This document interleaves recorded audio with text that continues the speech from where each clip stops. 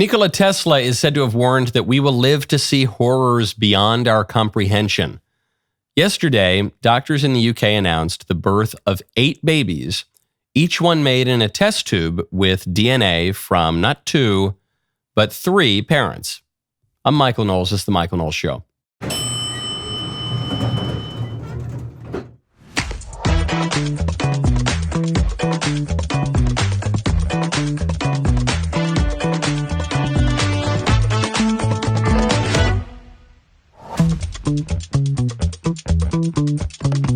Welcome back to the show. Shane Gillis was hosting the ESPYS. I did not watch. Not the biggest sports guy in the world. But at the ESPYS, Gillis made a Jeffrey Epstein joke. And this is a serious and growing political problem for Republicans and for the administration. We'll get into why. But first, do you ever wonder what it's like to sleep with me? Well, that's why you got to hear about Boll & Branch.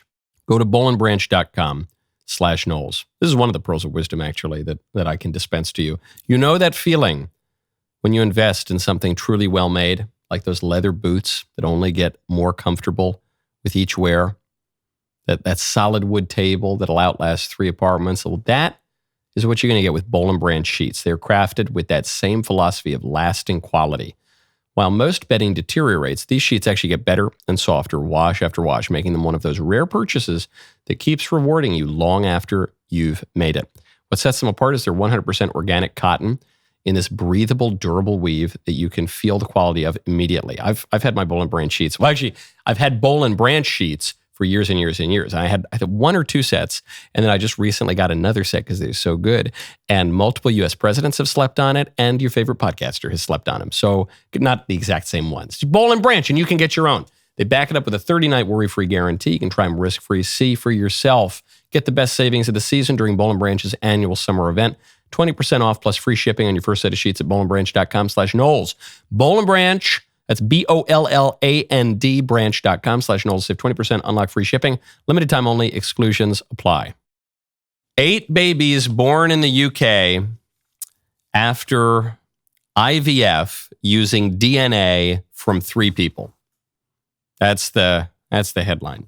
And before you recoil in horror that we've now made human persons with 3 parents, just listen to the first paragraph. So genetic material from mother and father transferred to healthy donor egg to reduce risk of life-threatening diseases. Okay, well, that makes it sound really nice. First paragraph, doctors in the UK have announced the birth of 8 healthy babies after performing a groundbreaking procedure that creates IVF embryos with DNA from 3 people to prevent the children from inheriting incurable genetic disorders. The mothers were all high risk for passing on life-threatening diseases to their babies due to mutations in their mitochondria, which are the tiny structures that sit inside cells and provide the power they need to function. There's probably one thing, if you remember anything from 8th grade biology class, it is that the mitochondria are the powerhouse of the cell. So anyway, this sounds really nice on the surface, and yet we all recoil in horror when we read the headline. Why? Why is that? Because that's how all temptation works. On the surface, it always sounds like a good thing. That's why it's tempting. On the surface, the people who give no care to bioethics are going to say, well, these moms were at risk of passing on a bad condition to their kids. So, we did this little procedure. We just did a little scientific advanced procedure, and now the kids aren't going to have the genetic disorders. What could be wrong with that? And it only starts to look a little dark when you peer below the surface. So, for instance, you've now created human beings with more than a mommy and a daddy. Now there's a mommy and a daddy and another mommy, I guess. What does that do to a child's identity? You have now exerted a very serious degree of control over the DNA, not only of that human person, but of every human being down the line. You've exerted a godlike power over the genome, over the roadmap of the cell, over the blueprint of life for every child down the line. Did the grandchild consent to that? Did the great-grandchild consent to that? Is consent even the chief moral criterion here? How did you make the babies in the first place? Well, you used IVF. So through IVF, that means that you got a guy to perform a disgusting and gravely disordered and sinful action. Then you put a woman through a very painful and seriously invasive procedure, and then you created a bunch of babies. And some of those babies you worked with here to inject new DNA into them, or to inject them into new DNA, or whatever the scientists do. And then the rest of them you discarded, or you froze in a freezer forever until you eventually, ultimately discard them. How did you do that? Maybe you did it by selecting the sex. Maybe you said, okay, I only want boys, I don't want girls, or I only want girls, I don't want boys. So, because I don't like girls, I'm going to kill them, or because I don't like boys, I'm going to kill them, or because I want some perfect combination, the rest of them, I'm just going to kill. Now, because you're using the process of IVF, you could very easily implant these babies into women that are not the mothers, and so you could be robbing them of knowing their natural mother or father. You could be using a surrogate and then robbing the kids of the only mother they've ever really known. All for what?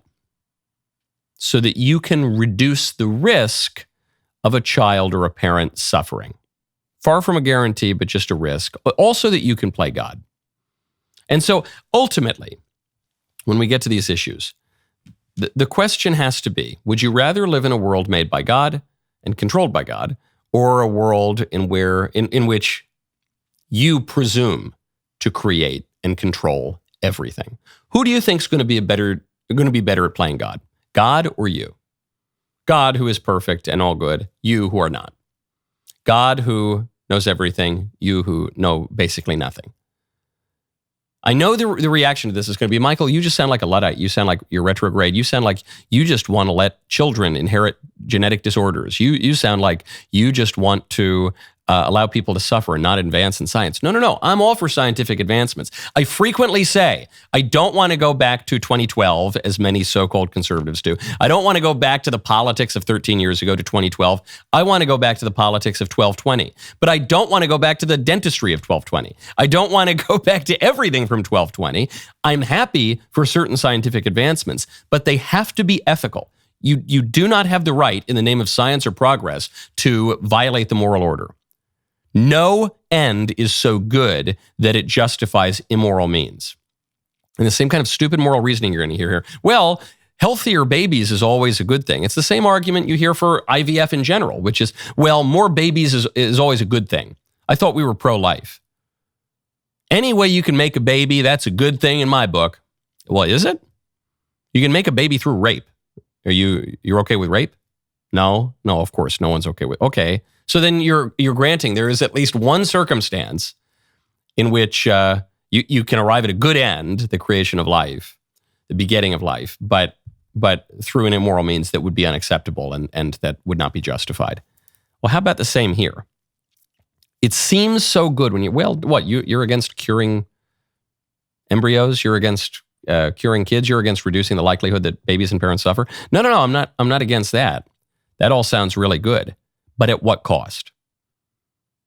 At the cost of doing something intrinsically evil with all sorts of totally predictable consequences, just some of which I've laid out here? No. This is the Faustian bargain. Hey, you can get the good thing, but you got to do an evil thing. And it doesn't pay off. It never pays off.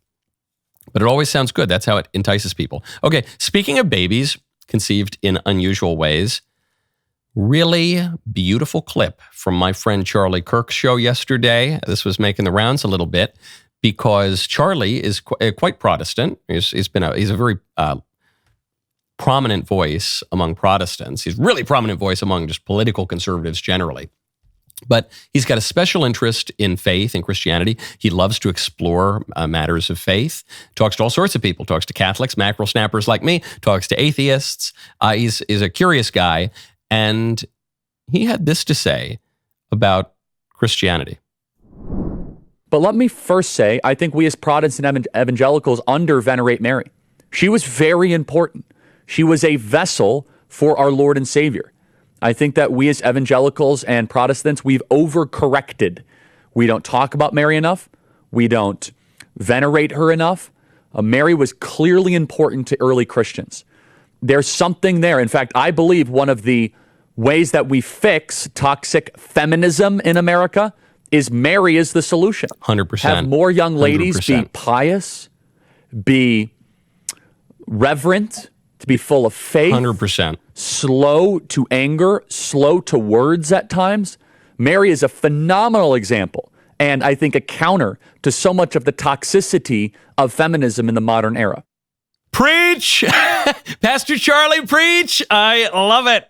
I love it. You know, Charlie and I have talked about religion for a long time. Now he's talked about religion with a lot of people for a long time, and I love to hear him say this. And actually, about a year, two or 3 years ago now, maybe, I was speaking to a very, very prominent evangelical Christian, Protestant pastor. And I won't say his name because it was a private conversation. He may have said these things publicly too. But he said basically what Charlie said here. He said, you know, Michael, I think Christian evangelicals don't venerate Mary enough. I was kind of surprised to hear this. And he went on and gave similar explanations to what Charlie said there. Some of the stuff Charlie's talking about is so true. You know, Mary was obviously very important to early Christians. This is undeniable. You know, we have the Ryland's papyri. These are papyrus from antiquity. There's one, the Ryland's Papyrus 470. This is from AD 250. This is, so you're talking about the middle of the 3rd century, long predating even the Council of Nicaea. And we see a prayer to Mary, referring to Mary as the Mother of God, not merely trying to divide the Christ into two persons, or trying to have a clean demarcation as if to say that Christ's divine nature and human nature mean that he's really two people, or his divine nature is an illusion, or his human nature is an illusion, or any manner of ancient heresies. No. The prayer from antiquity, long before the Council of Nicaea, says, Mother of God, do not despise our petitions in adversity. Not only acknowledging Mary as the Mother of God, but also praying to Mary.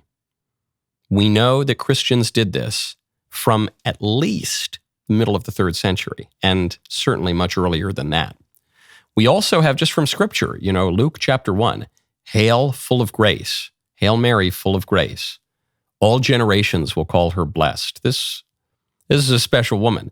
And we even have evidence of Mary as a mediatrix. So like, we have from St. Irenaeus, this is in the 2nd century, teaching that Mary's yes, when the angel Gabriel comes down and says, you're going to conceive a child. And she says, yes, I'm the Lord's servant, his will be done. That this untied the knot of Eve's disobedience. As Eve, by disobeying, became the cause of death for herself and the whole human race, so Mary, by obeying, became the cause of salvation for herself and the whole human race. The cause of salvation, that's St. Irenaeus. St. Irenaeus is a disciple of Polycarp, who is a disciple of John the Apostle. St. Irenaeus himself might have been a disciple of John the Apostle. So why do I mention all of this? Why bring all of this theology and ancient history into this conversation of Charlie Kirk, who mostly hosts a political show? Because it's a sign of the times. Okay, Charlie he's an unusual figure because, well, he's extremely successful. He's effectively running the Republican Party. You know, he's a big figure in politics. Didn't go to college, self-taught. He's an alum of the Lincoln Fellowship at the Claremont Institute. You know, he's a really intellectually curious guy. So he loves to pursue the truth as he can find it. And he's doing what a lot of us did, even those of us who did go to college, where we say we didn't really get a full education there. We got to play catch up in our 20s and in our 30s. And so he's learning things. He's really interested in not only knowledge generally, but understanding the knowledge that formed our civilization, things that have deep roots. And he says, you know, I came to this conclusion. Mary's actually really important. And going all the way back to the earliest days of the church, Mary was really important, and she should be important for us too.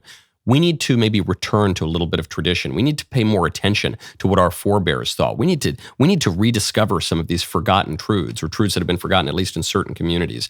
Charlie is not only in part a cause of some of the great developments we're seeing in politics, but he is a sign of the times too, because this is what's happening. It's happening among Protestants. It's happening among Catholics and Eastern Orthodox. It's happening among atheists even. There was a return to faith. The fashionable Reddit fedora-tipping atheism of the 2000s, done, deader than disco, super lame. Christianity is hot again, ever ancient, ever new. It's where we went from 20 years ago thinking only stupid people believe in religion to thinking only stupid people are atheists, because we're now rediscovering the intellectual tradition of Christianity. We're rediscovering the liturgical aspect of Christianity. There's a movement among conservative Protestants to retake the mainline Protestant churches, which have totally fallen into liberalism and disarray.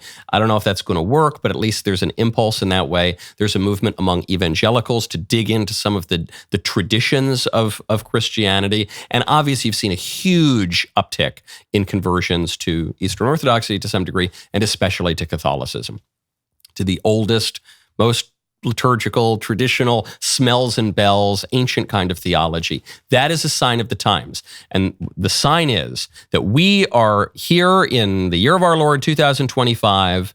We've just come off this high of modernity and innovation and saying, forget about the past. And we're going to knock down statues. And the people in the dark ages are dumb. And we know everything. To realizing we don't know everything. We know actually much less than our forebears did. We know much less than our grandparents did, for goodness sakes. Things have fallen apart.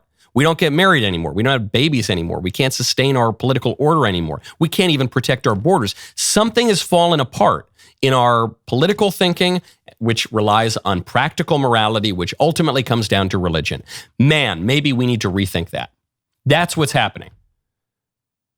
You get all of that and more, and a very good theology, out of that clip from Charlie. This is good stuff, man. Whenever some people, conservatives, they just want to be down in the dumps all the time, and it's always about how the West is over and everything's lost and it's all going to hell in a handbasket. These are good developments.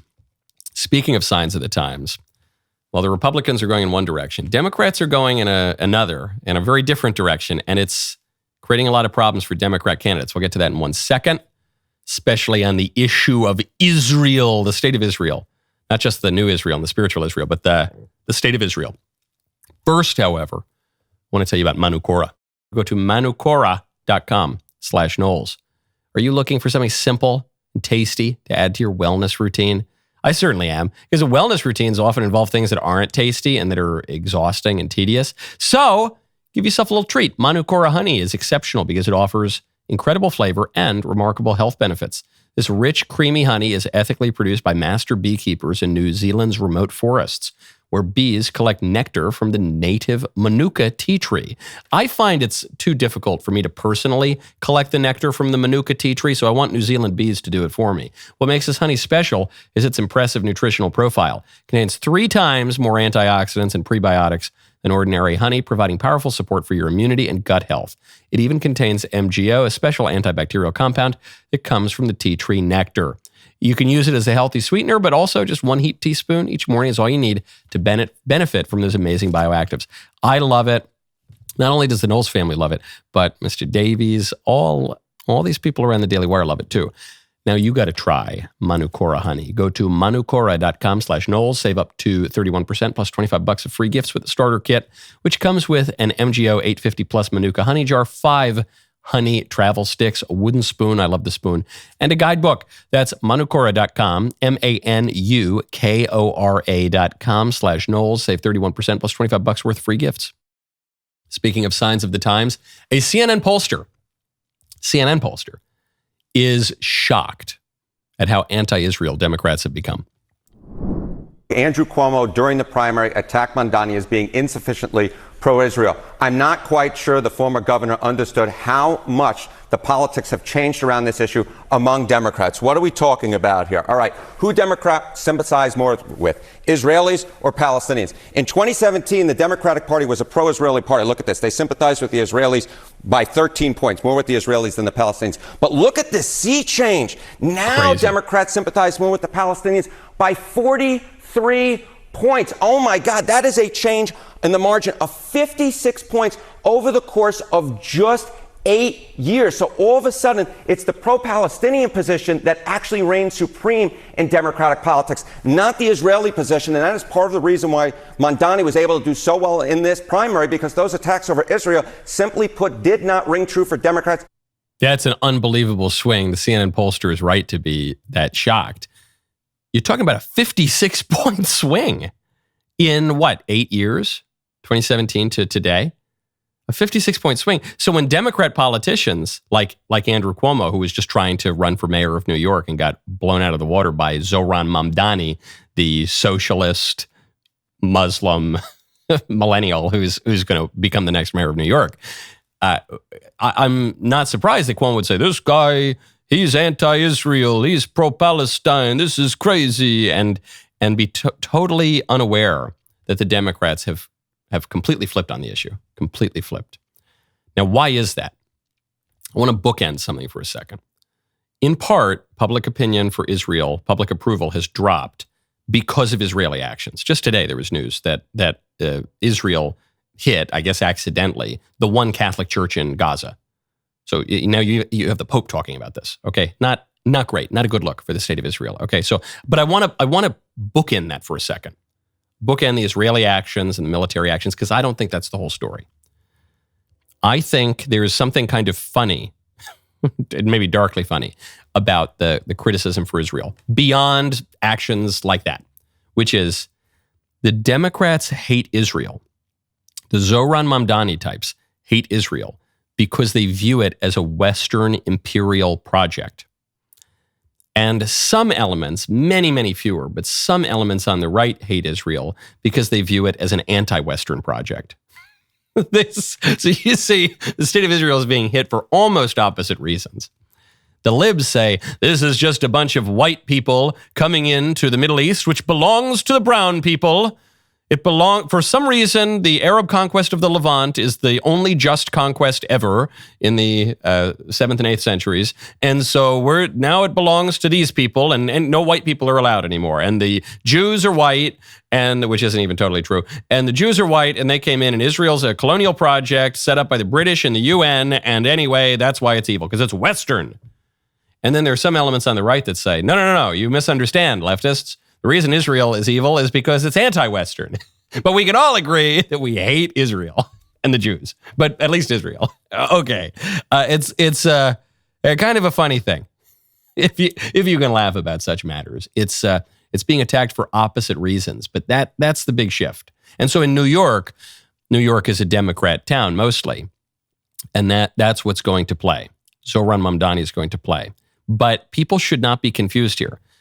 Mamdani is not anti-Israel because he's an Islamist, because he's a follower of Sayyid Qutb, because he's a Wahhabi or something like that. Far from it. I would be surprised if this guy took Islam seriously at all.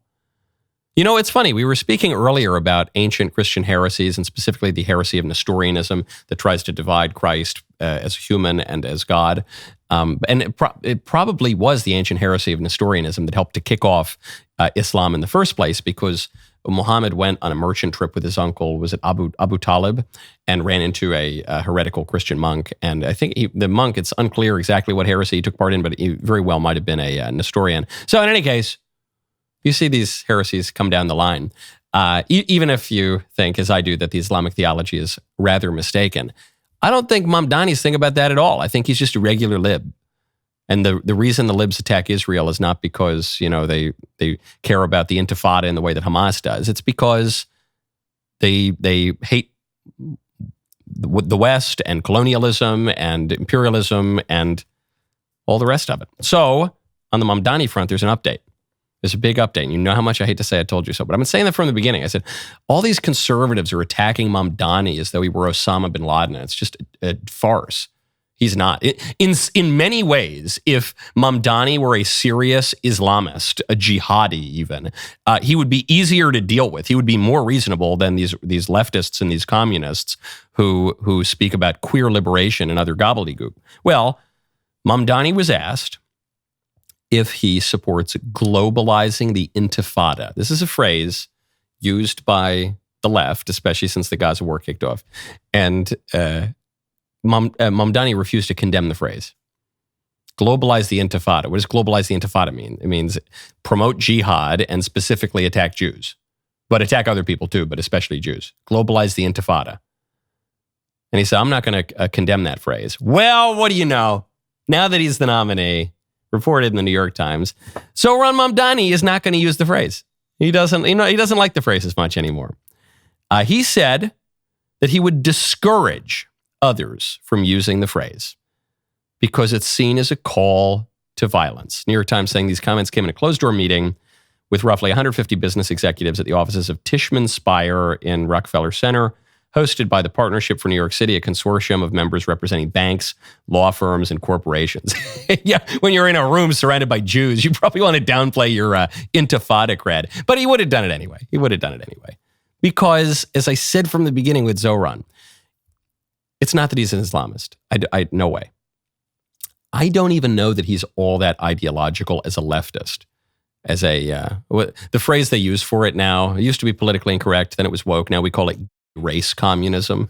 But this is the same kind of radical leftist ideology. I don't even know if it's that. I think the guy wants power. I think he's wanted to be president since he was in the womb.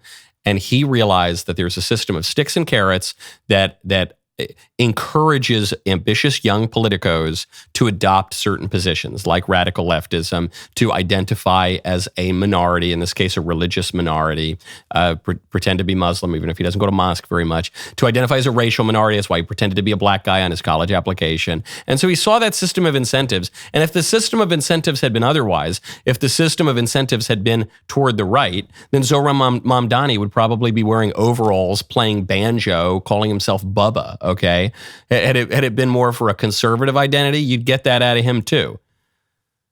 Now he's trying to moderate a little bit and just fall into the fashionable leftism of New York. So my answer to that is, well, if you want to have a political order that's a little more sensible, you just got to change the incentives.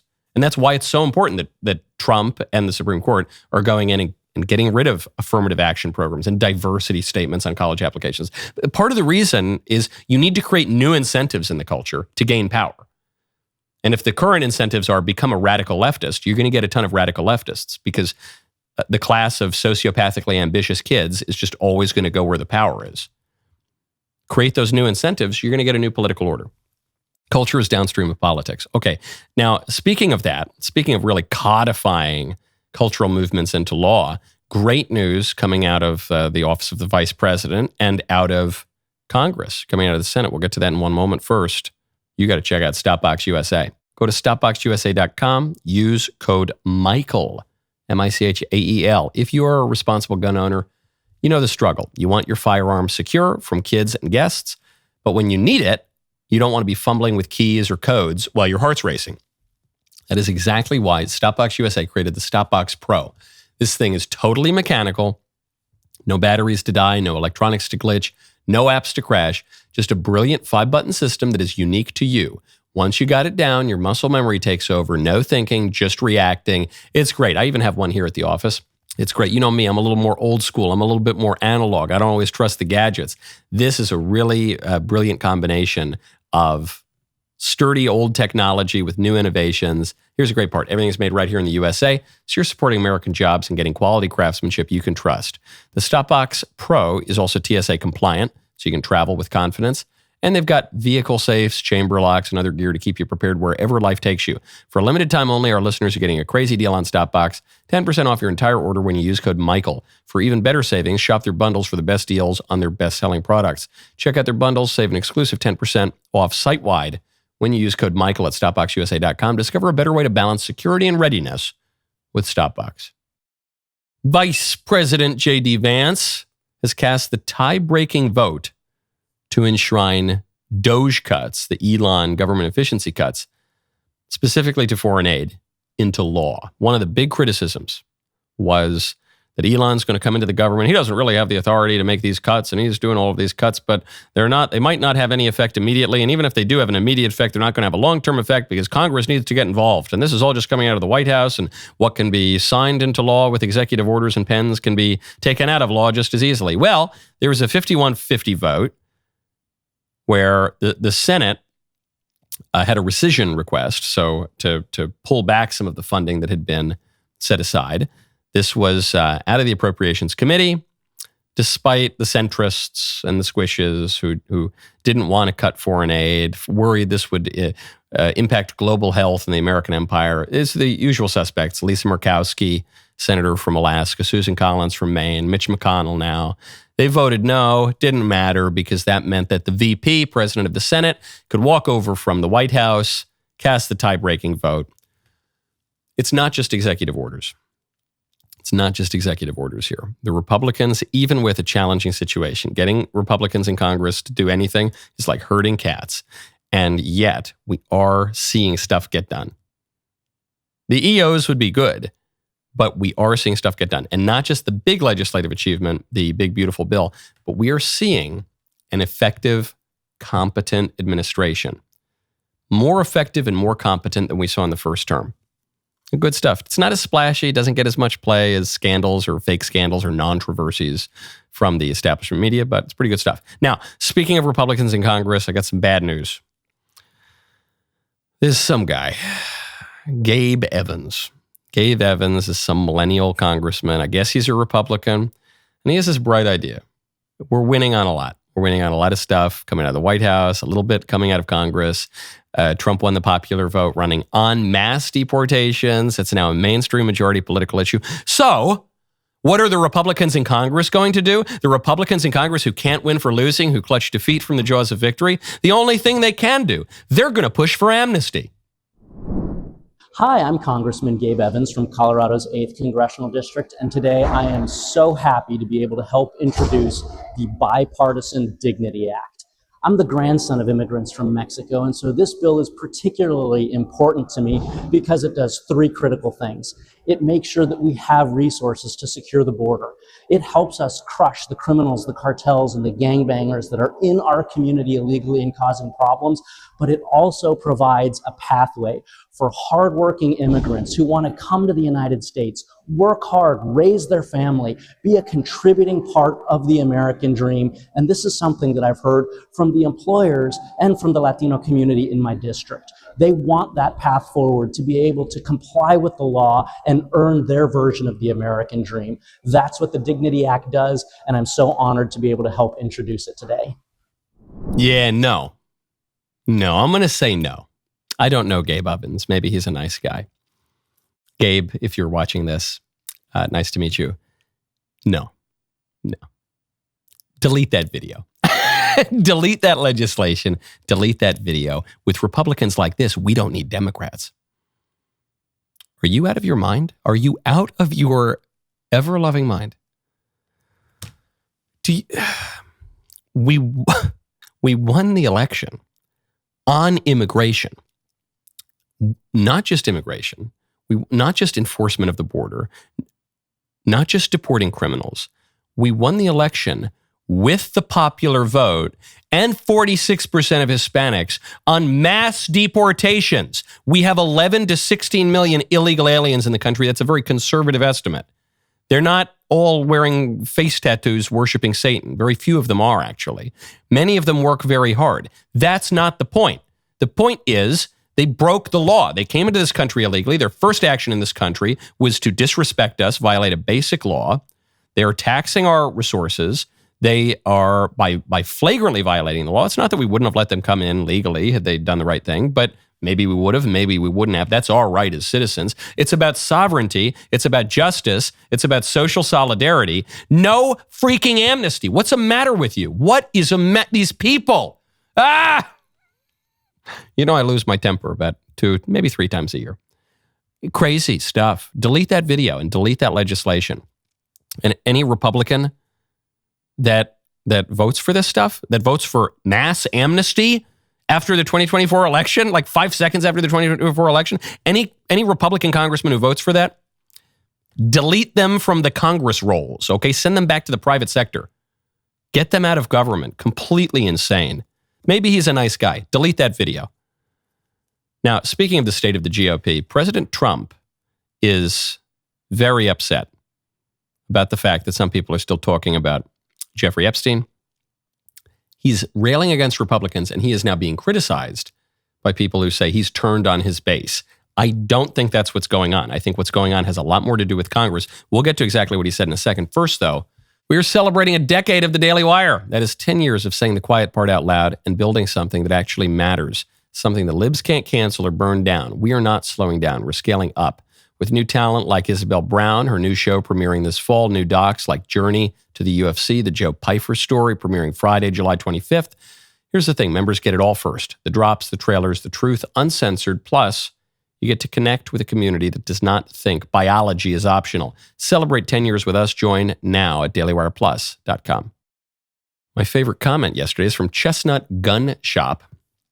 When my daughters started middle school, I told them almost weekly, never let anyone take a picture of you doing anything you don't want your mother to see. Great, great point. I said this yesterday to everyone who watches the show, but especially the young people. I know there are a lot of very young people who watch the show.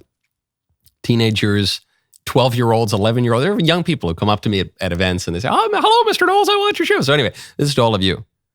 But to the adults too.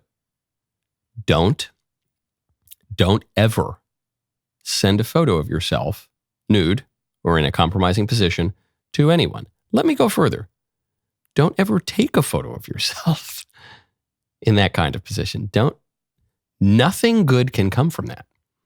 And what you're going to say is, well, everyone does that now. I don't care that everyone does that.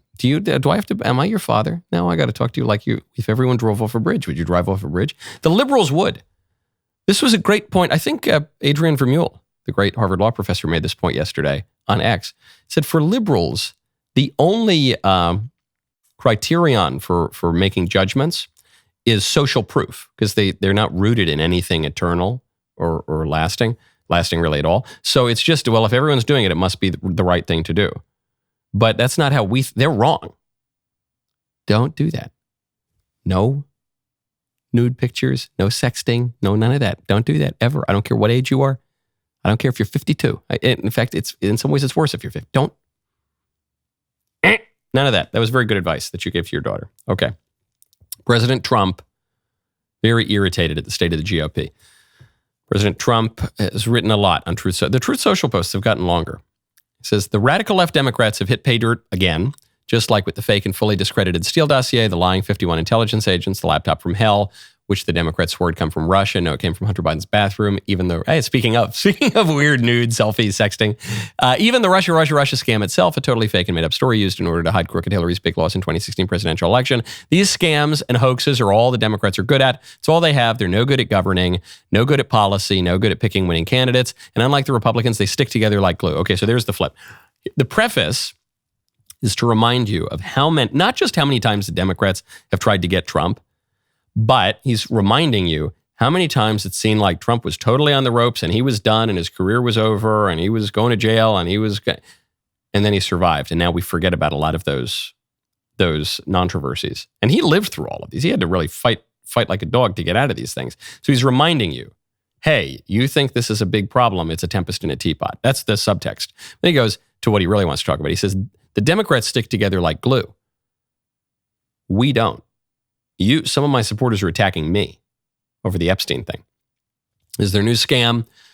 This is what we will forever call the Jeffrey Epstein hoax, and my past supporters have bought into this BS hook, line, and sinker.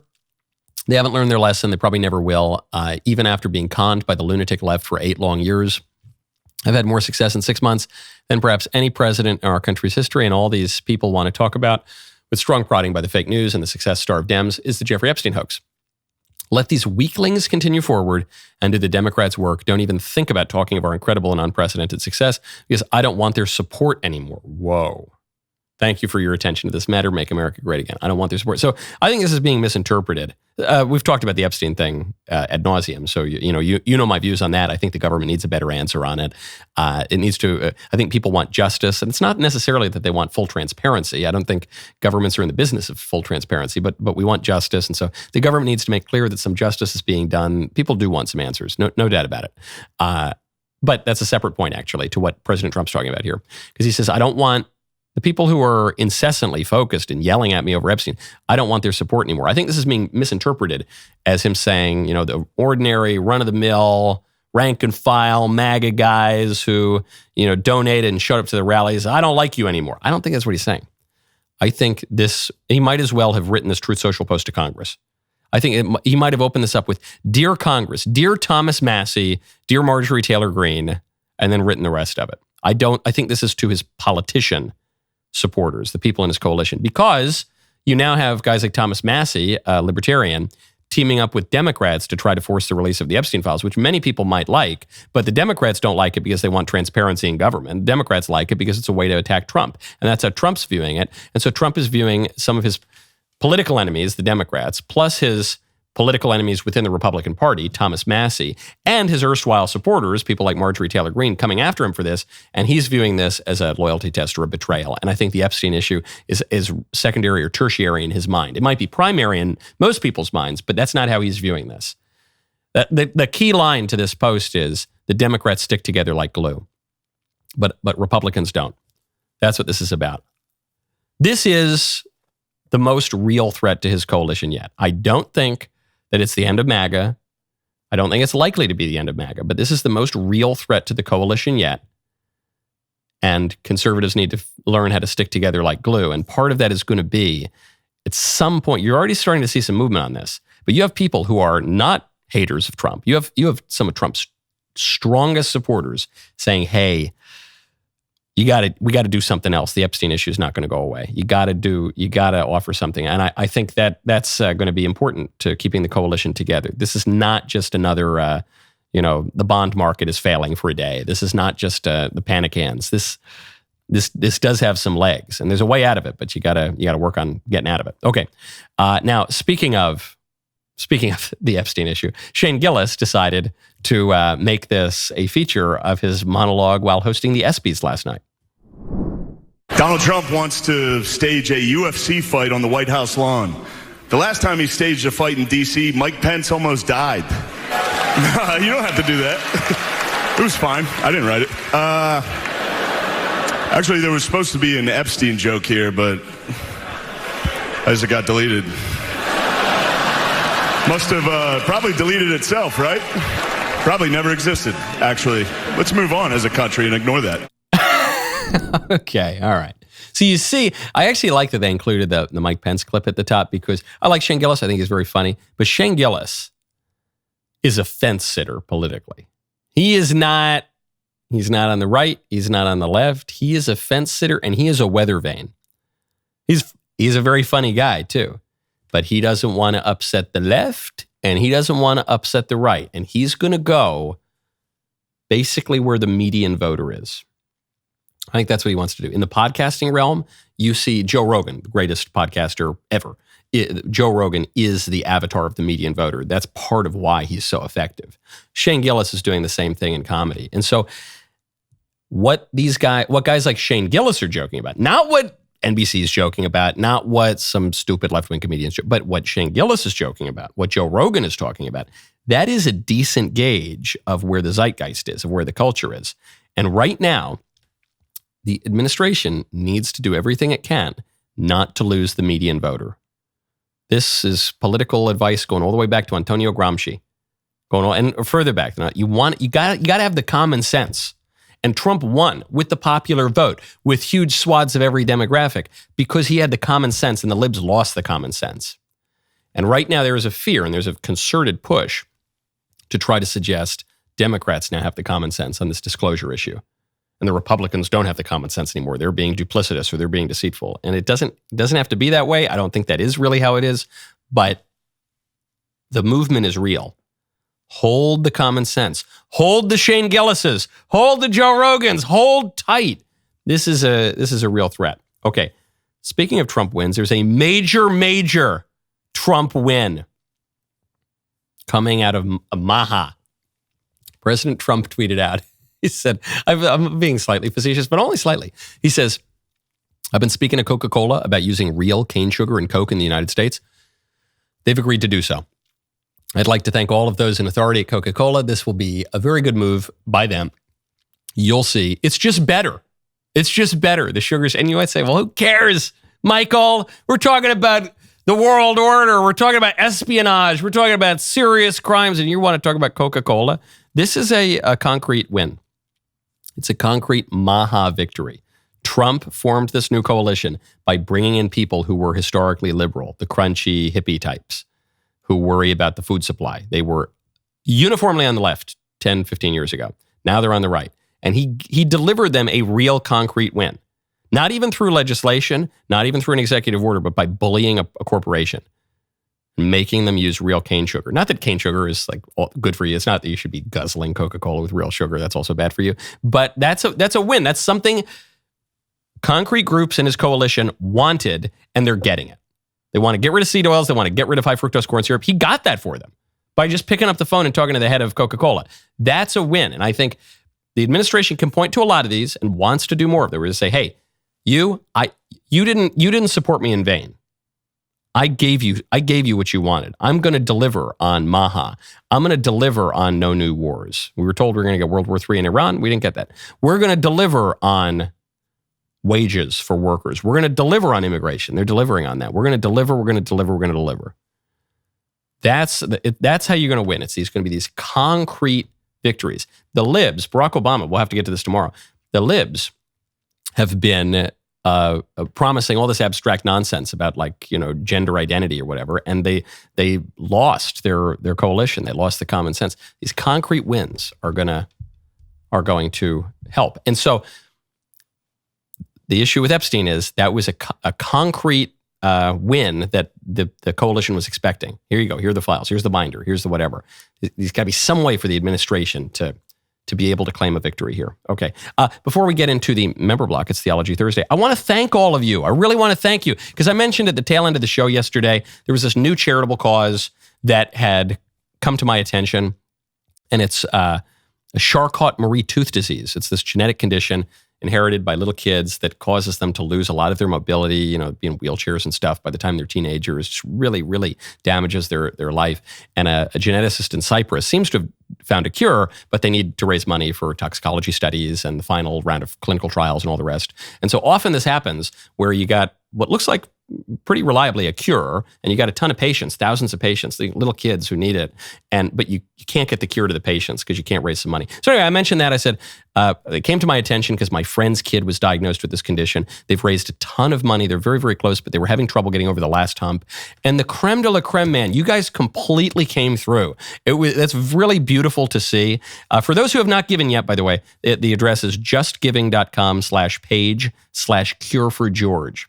justgiving.com/page/cure-for-George. But I said, if everyone gives $1 or less than $1, 50 cents or something, they'll be off to the races. And so many of you didn't donate $1. You donated $10, $100, more than that. Some $1,000. Some of you could donate $10,000. There's some well-heeled people in the audience. But even people who said, I really don't have money to give, but I want to help out and give a buck or two. So sweet, really wonderful. So beautiful to see. Thank you to all of you. If you haven't done it yet, there's still time.